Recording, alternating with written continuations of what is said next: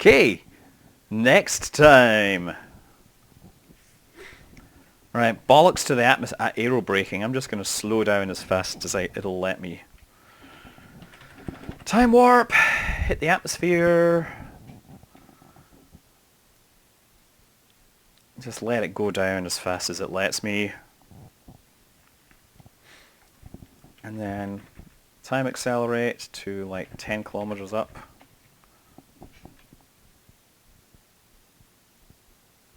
I need to turn around first. Get my gear out.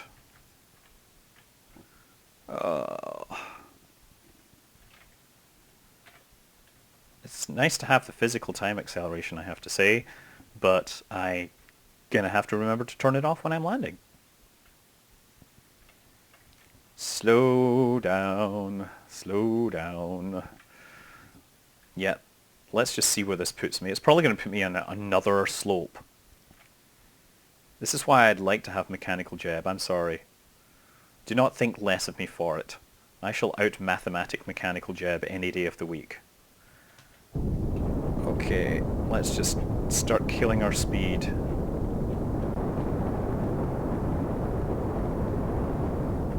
Let's just do that.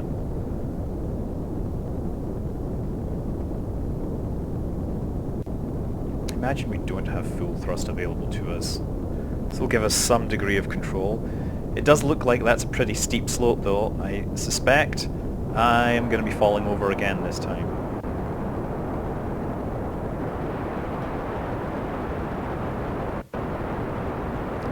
Upwards! Up, up, up, up, up, up, up, up, up, up, up, up. I think this is a really bad place to land. Okay. Let's try hitting that plateau there.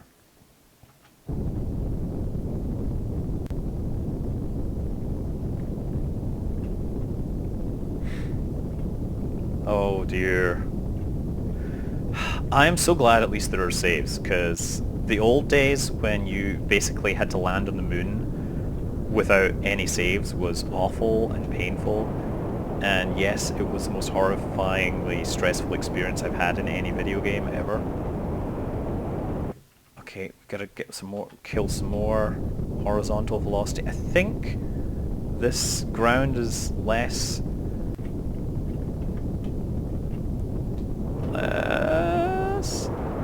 I can't see my ship now.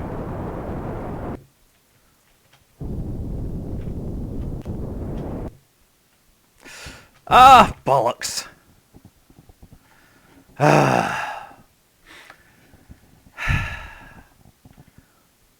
Well, let's try the gear trick.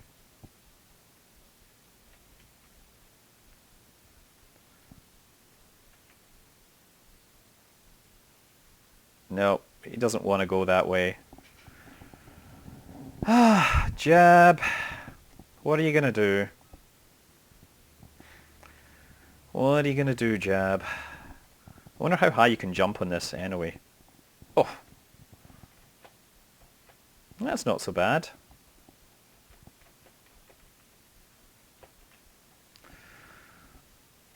Maybe I can do a jump underneath this. Oh!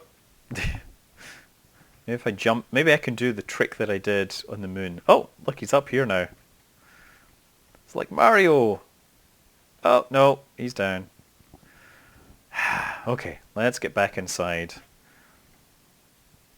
Extend this so I can crawl along it.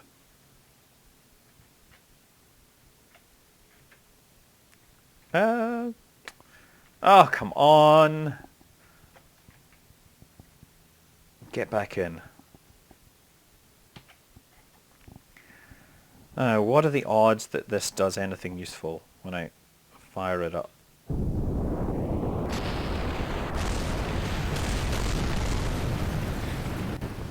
And so ends the first Kerbin Martian mission. Okay, so I need to actually bring my orbit out just a touch, because that crater seemed to be a better place to land. Oh dear. Yeah, you know, you guys, you're totally laughing at this because I can't land on a planet Mars. I think the gravity is probably higher than that of the moon. And I don't like landing on the moon either. So, you know, that's how it works. I'm going to skim around at about 12 kilometers, let's say. Now, let's try that again. I'll maybe go a little further. Let's bring it up to 13 kilometers and see where that puts me. Okay, time warp. Once again, coming around the dark side. At least I'm picking the light side, and at least I have shadows. It could be worse. Okay, physical time warp now. I want to see where this intersects the surface. Maybe it'll put me right inside the crater this time.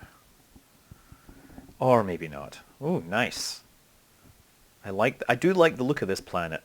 Although I have to point out that Martian craters, real Martian craters, actually look very different from lunar craters because the surface flows differently, as I understand it, which some people take to be related to the atmosphere, other people take to be related to water and other things. But honestly, unless you have a nuclear bomb and drop it on Mars, we probably won't be getting any really experimental data anytime soon. Okay, how are we doing? Oh, this might just work. Ah, this might just work. Ah, brilliant.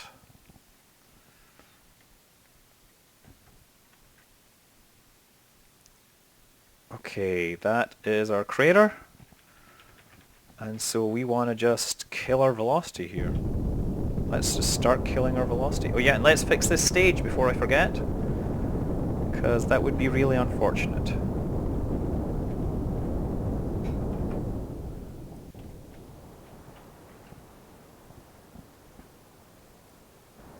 I want to put it right in the middle of this crater.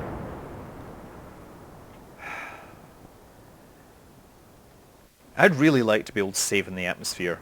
It would really make this a whole lot easier. You can save like just before you land on the moon, but this whole flying through the atmosphere every time is really getting old. Come on!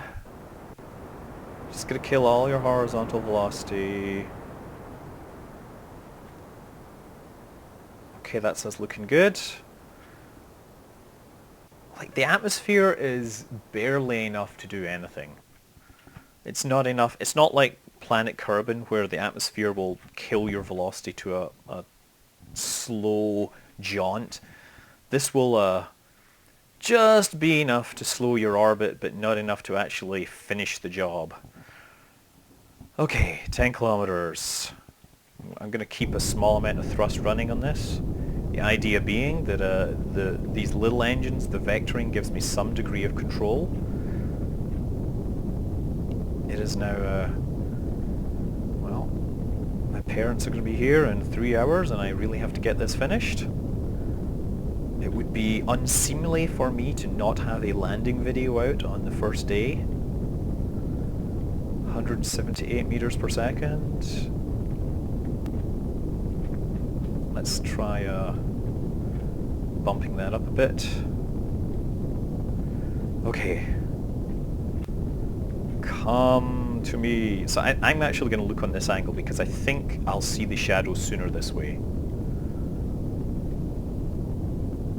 So it now says 4 kilometers. I'm going to really kill my velocity hard.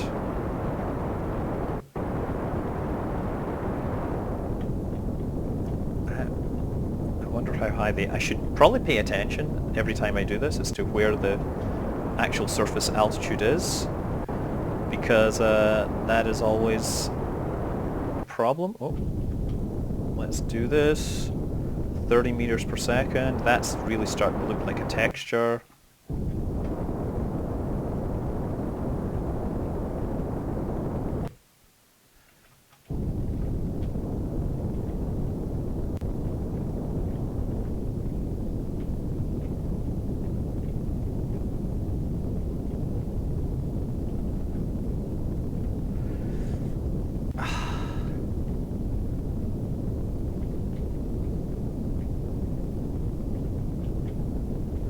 on.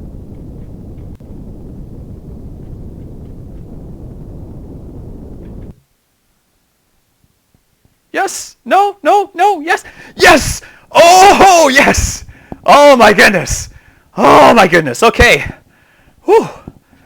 Ah! My hands are sweating. I'm serious. So yeah, let's extend this ladder. This is going to be like one epic 1 hour video, and I'm sorry, I'm going to have to... I'm sorry, but I'm collecting money for the Sean Smith memorial thing, so I'm actually going to put commercials on this. It is going to be a first, but you know, the money is going to a good cause. Please don't complain. You know, please be nice, because you know, Sean was a nice guy and he deserved... You know what? I can't save well in the atmosphere. I hope I can... I'm very concerned that I will not be able to get back inside this. I'm going to get into my cabin first and then save. I'm going to save here, right? And now I'm going to go in the EVA again. Oh! Oh no! Oof. That was not the most elegant one small step for a Kerbin speech. Okay, can I get back up? That was the first thing they did on... Yes, I can get back up. That was the first thing they did, apparently, was they, after Neil Armstrong stepped onto the moon, was he jumped back up onto the ladder to make sure that he could actually do it. It would be kind of embarrassing if he was unable to. Plus, they were concerned that when they landed on the moon, the module might just sink into the dust, and so they wanted to be sure that everything would be fine. Look at these wonderful planes. Speaking of planes, I think that is enough wandering around for now. I have done it. I've planted my flag. I'm going to work on getting home. So, oh dear, nope, that is not right. Come on, get here. Let's do a running jump this time. There, jumped, and we're going to climb back in. And hopefully we have enough fuel to get us back to our native Kerbin. Oh. Not the least stressful thing ever. Okay, so I need to head over this way. So we want to get up to altitude first. It's not like the moon. We do actually want to get real height. And then we want to burn into orbit. We want to get up to like 40 kilometers. At least. Is it looking good? Oh,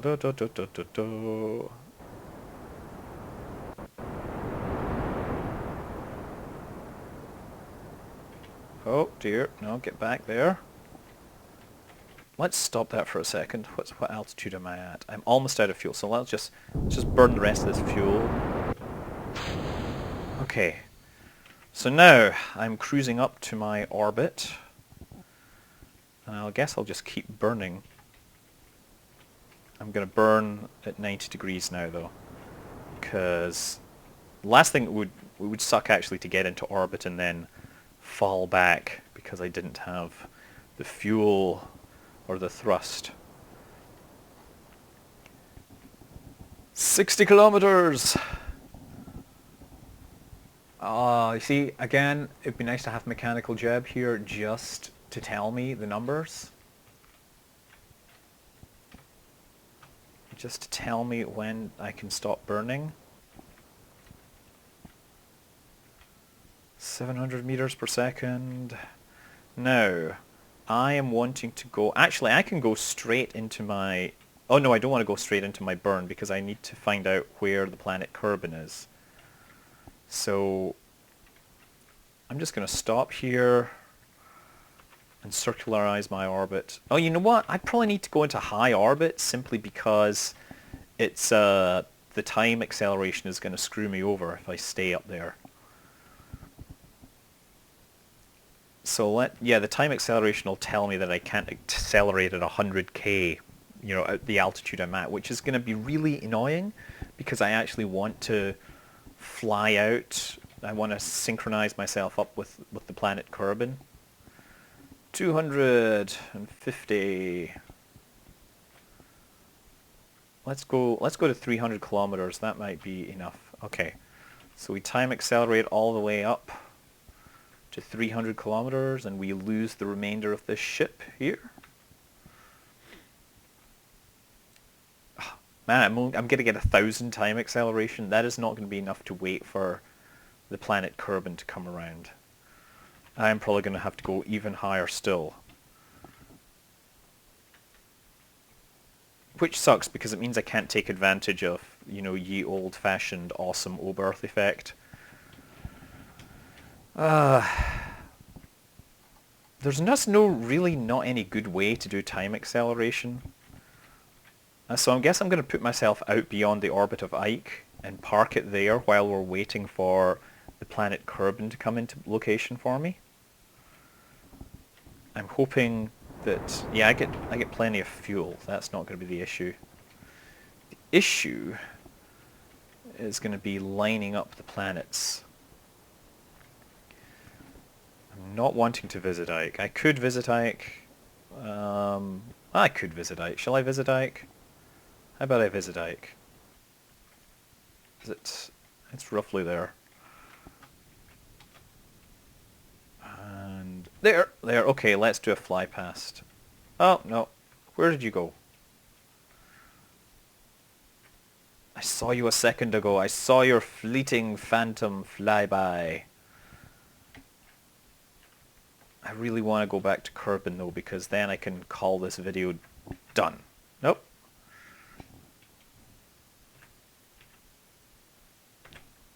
I'm trying to time accelerate when Ike is there.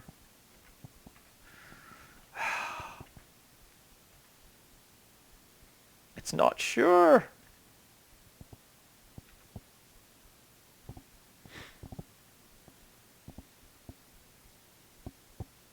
It just isn't sure whether it's going to have an encounter or not. It's really kind of frustrating.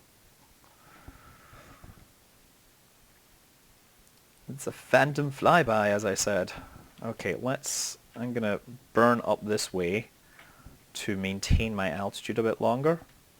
And hopefully that will correct it, make it figure it out.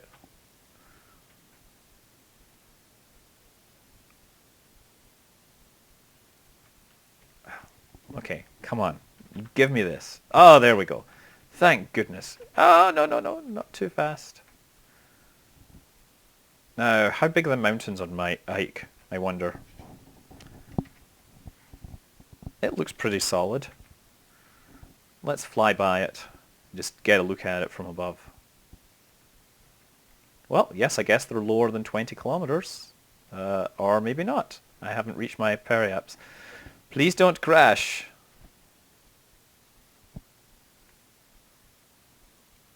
Yes, okay, we've made it past closest approach. And we're flying off again. And we're in a bigger orbit, so that was technically a gravity assist. And then from up here, we're now going to circularize our orbit. We can always wait for... We can always use the Oberth effect by burning back towards the planet. But you know what? I think I get tons of fuel. So I'm just going to hang back here. Okay, we shouldn't be having any encounters there. Now what I need to do is look back at the planet Kerbin and figure out how much faster it is than me. So I'm going to go away and do some math. Okay, I'm back, and the number I've come up with is 267 degrees. So what you can't see is me holding a protractor up to the screen and trying to guess when the best time to burn would be. Now 267 is pretty close. That's going to be all the way around to the other side. So I think... this is so hard. I think it needs a little more. I think that's it. Okay, so I am now going to put myself into my trans-Kerbin injection orbit, which means I need to fire backwards, which means I'm perfectly situated here. So I just thrust and escape Yes, I could use the O-berth effect, but I believe I am okay in terms of fuel. In fact, I believe I have a copious quantity of fuel to perform this maneuver. So I'm just going to get back there and make any adjustments with what I have. It's really nice to have the nuclear rocket motor, unless you're a Martian and I've just irradiated your surface, in which case my apologies. Not a Martian, a Dunanian? Maybe you're a Fremen, protecting the spice fields from the worms, or protecting the hatching grounds of the worms from the Baron Harkonnen and the Spice Guild and all that stuff. It's been too long since I read the original book. The original book was pretty darn good. I don't know, the sequels got progressively worse. But you got to admit, there's a cool image, some cool imagery there of giant worms on a desert planet. Okay. I'm just going to now fire a little more slowly. So I have to look at the top of the screen for the encounter, and I have to look at the bottom of the screen for the direction. Oh, and another thing I need to check is, am I even closely aligned with the planes? I'm pretty closely aligned. So the thing is, if you don't get the timing right, all it means is that you end up having to adjust your orbit slightly earlier or later, and either means that you end up burning more fuel. That's really what you're paying. It's a cost-benefit thing. If you get it lined up perfectly, then you shouldn't need any more fuel than the minimum. Whereas me, I'm probably going to have to need more because I'm going to bollocks this up. La. Oh yeah, and there's the other thing. I should probably do this in deep space again because I haven't adjusted my save file. So now I am in deep space, and hopefully not in deep poo. Let us try adjusting my orbit a little more. I'm still in my first tank of fuel. I have many options here. But hopefully I will also have an encounter. Maybe I've gone through the encounter. That would really suck.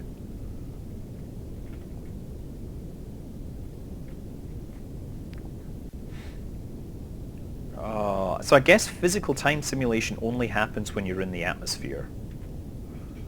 You can't time accelerate when you're in deep space. There are actually legitimate reasons for me to use time acceleration in deep space, I have to say. You know what?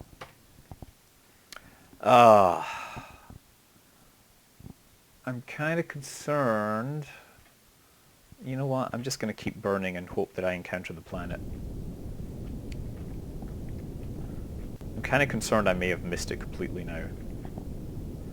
Which is why I just hit quick save. It must be there somewhere. Wanted. Encounter with the planet Kerbin.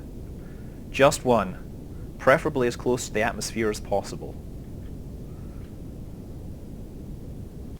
Preferably with the least amount of delta V. Oh, this is not looking good. Okay, you know what? I'm just going to time accelerate down and see where I end up. I can probably... I don't know, my math is clearly broken, or my numbers are wrong. And the time acceleration is too slow. This is what happens when you get the unedited Scott. You get a whole bunch of fails and partial failures and math that doesn't quite work out. Because, I'm doing it using a Windows calculator. Okay. Where is it? So they're coming back behind me. So... well, I guess I came in too early. Fired my motors too early. And at the very least, what I'm going to do is I still need to be on a wider orbit than it. So what I'm going to do is bring down my periaps a little, or bring down my aphelion a little, so that I won't re-encounter Duna.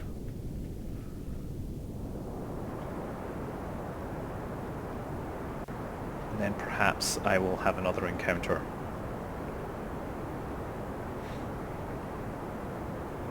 Oh, la, la, da, da. This is such a waste of fuel. How am I doing? I'm still on... I still a whole tank. I have oodles of fuel left. Oodles, I tell you. Okay. You know what? I need to kill my orbit more.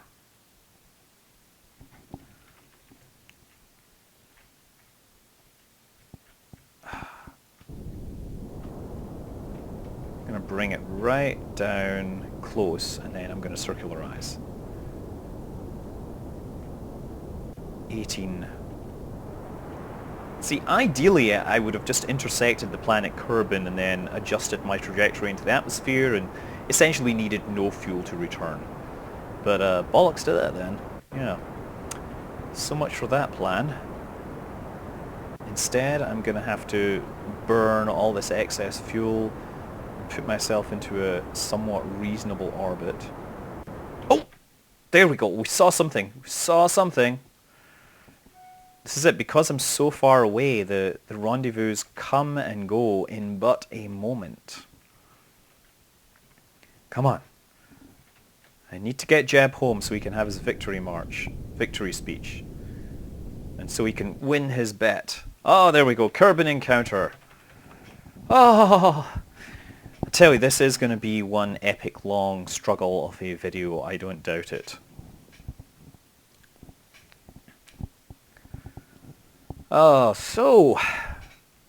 I think that's pretty good for a first try, even though I got my math wrong repeatedly.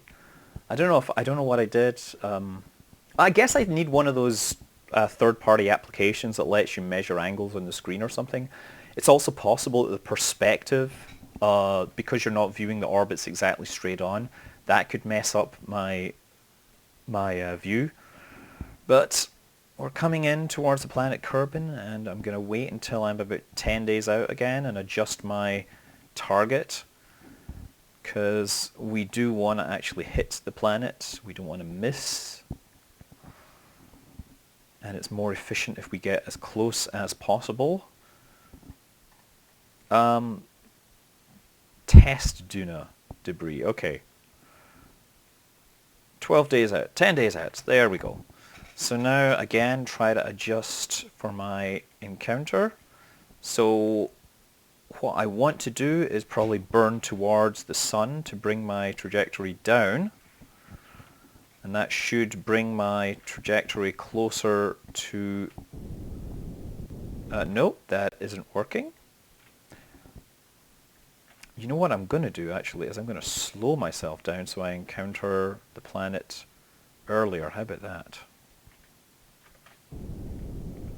Okay, that's working.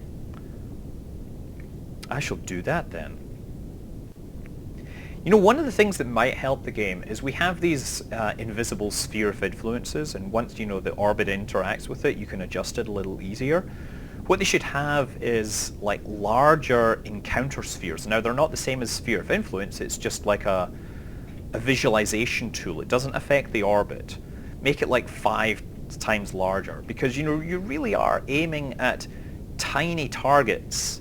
And if you make them bigger, then it'll make the game a whole lot easier. It's not just a tiny target in space. You have to remember, it's a tiny target in time. These are 4-dimensional targets. And that is not the easiest thing for the average person to figure out in their head. Okay, we're definitely getting closer. I don't want to overdo it, though.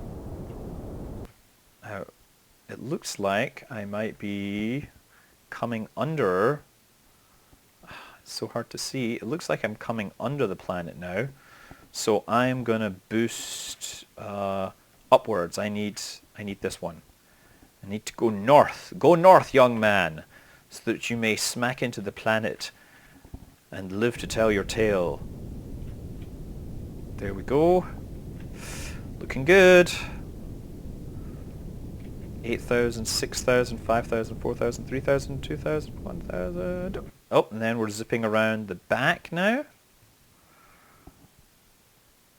You know what? We're probably... I guess I just need a little more braking. And that'll put me right on target. Now, of course, I have plenty of fuel. I could probably put this into orbit and land it at Kerbal Space Center, but I really need to get stuff done. Oh! I don't want to do that just yet. I want to make sure my parachute gets me down safely. There we go.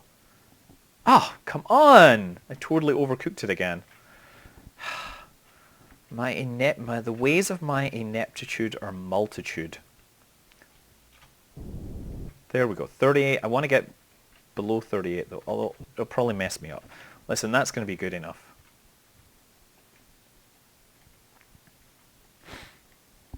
There we go.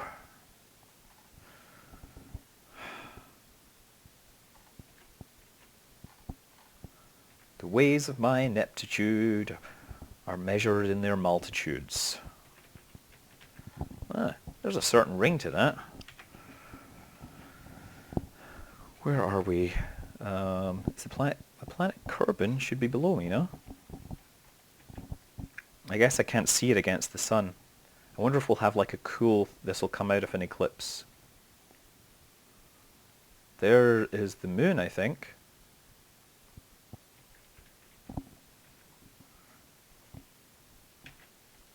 It's like right below me. It should be in eclipse any minute now. This will be a cool thing to watch. Times 1,000.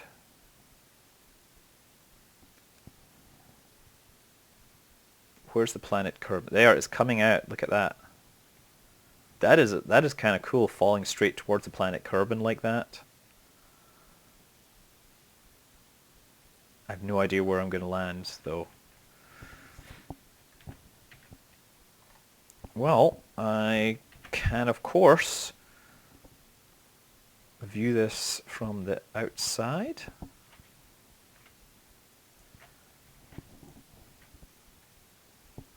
I like the controls.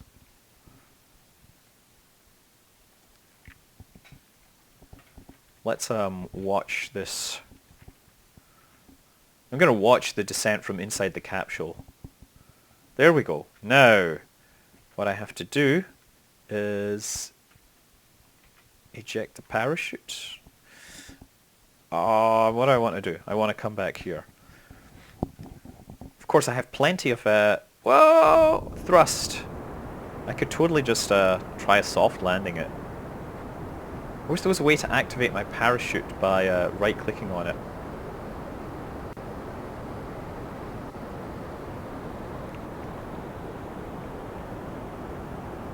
Yeah, look at that.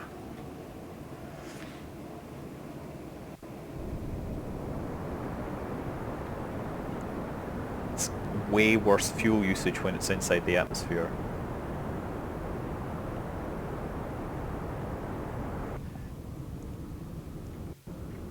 (1,000 meters per second).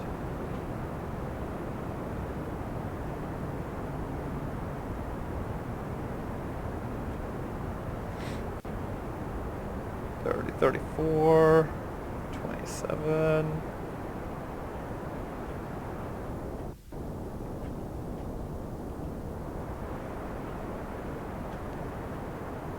I'm going to totally soft land a nuclear rocket in the ocean. Because I can. 100 meters. Can I get down? Oh. Come on. You know you can do it. I can't see anything. Nice! It radiated the ocean and brought Bill back safely. Didn't even have to use that parachute. I shouldn't have carried it all the way to Duna. Well, oh my god, that was quite a trip. And my phone is ringing. So yeah, that is us. We are back after 410 days. That included a couple of missed orbits, but you know, interplanetary travel is indeed possible. And yeah, I managed to soft land this. So I had loads of fuel left. I could have taken this anywhere. I think that's a pretty good design. Anyway, I'm Scott Manley. This has been an epic journey. You guys have fun. Fly safe.